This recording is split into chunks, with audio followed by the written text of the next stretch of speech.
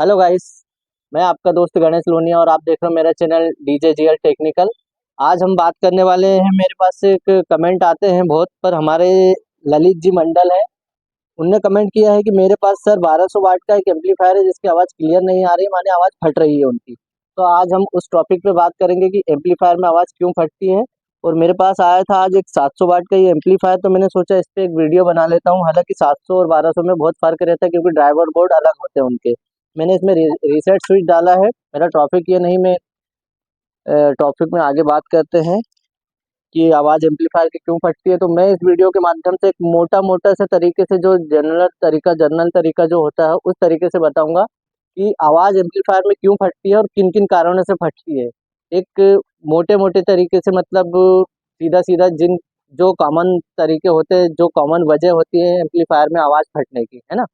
तो दोस्तों, मैं आपको मोटी मोटे एक जानकारी देना चाहूँगा कि किन किन वजह से हमारे एम्पलीफायर की आवाज़ में क्लैरिटी नहीं होती, आवाज़ क्यों फटती है। तो मैं पहले बात करूंगा, सबसे मेन रीज़न होता है हमारे ये जो दिख रहे हैं कैपेसिटर।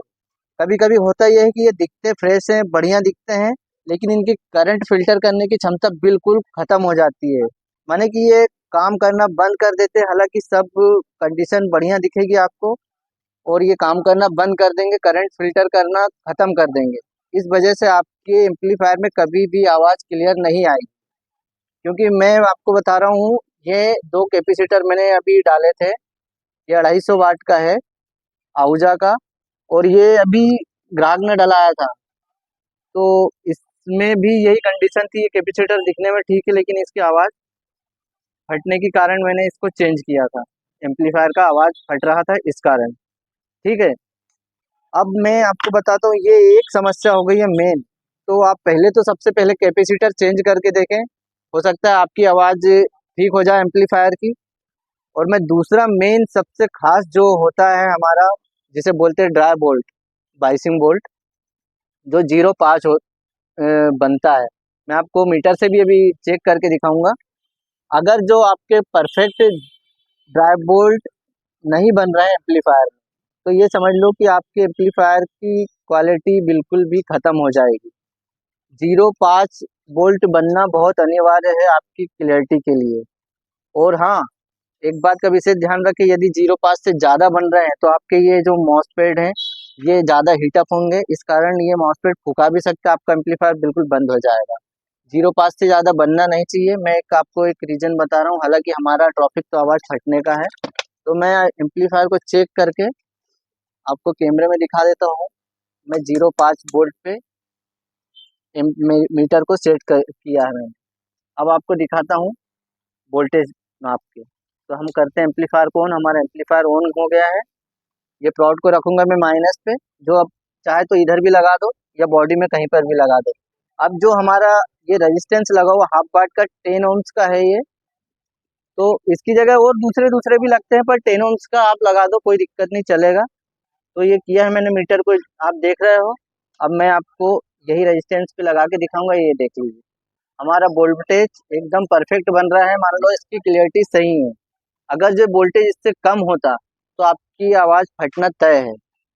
तो पहले तो आपके वाइसिंग वोल्टेज ठीक कीजिए। अब वो कैसे ठीक होंगे मैं आपको आगे वीडियो में बताऊंगा। तो ये हो गया हमारा एक कारण में। दूसरा कारण है, अब होता ये है गाइस कि 1200 वाट या 1500 वाट में अगर जो ये वाला बोर्ड आप यूज़ कर रहे हो, तो यहाँ पे जो प्रीसेट दिख रहा है आपको वीडियो में, इस प्रीसेट से आप वोल्टेज एडजस्ट करके आपके ड्राई वोल्ट जो है वो सेट कर सकते हो।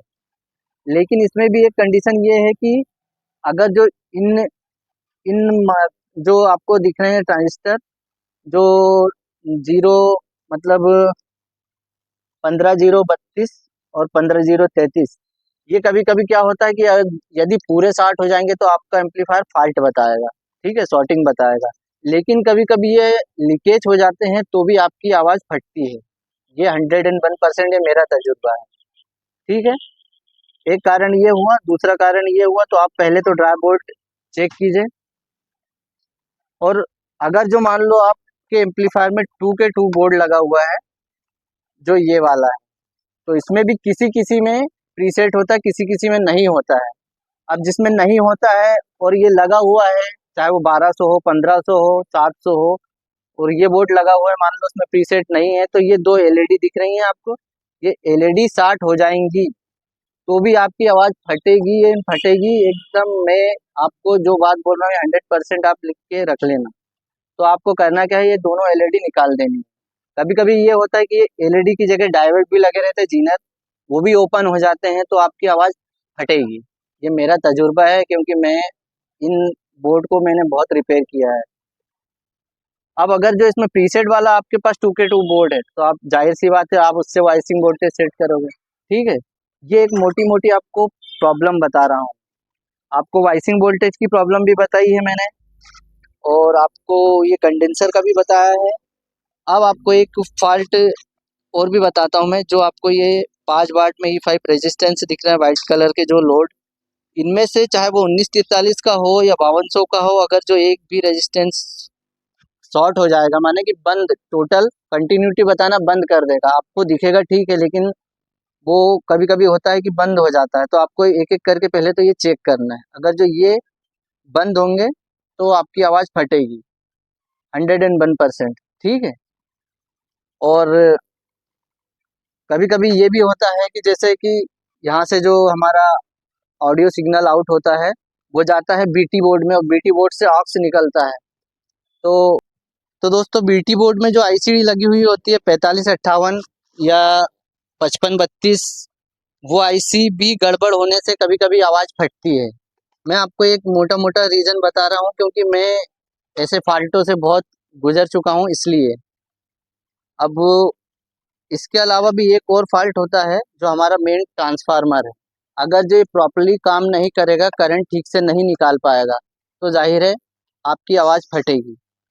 तो इसका करंट हम कैसे चेक करेंगे, मैं करूँगा ये कंडेंसर को निकाल कर आपको इसका करंट चेक करके बताऊँगा। आप देख रहे हो, ये एक साइड ये लगा हुआ है जो गया है हमारा रेक्टिफायर के माइनस पे, और ये जो रेड वायर है रेक्टिफायर से प्लस होके आया है। अब इन दोनों के प्लस माइनस ज्वाइंट हुए हैं जो यहाँ पे, जहाँ से जीरो निकला हुआ है। तो मैं आपको इनका करंट चेक करके बताऊंगा। ये शायद 30 0 30 है, तो ये प्रॉपरली काम कर रहा है कि नहीं, ये आपको पता चल जाएगा। यदि करंट आपका 60 0 60 है और वो 0 60 करंट नहीं निकाल रहा है, तो आपकी आवाज़ फटेगी। तो पहले तो हम इसकी मैं आपको दिखाता हूँ। हम मीटर को करेंगे 250 वोल्ट के कंटिन्यूटी मोड पर। अभी आप देख लीजिए, ये माइनस की प्रॉड है, जो मैं लगाऊंगा माइनस पर। ये माइनस पे लगाई है,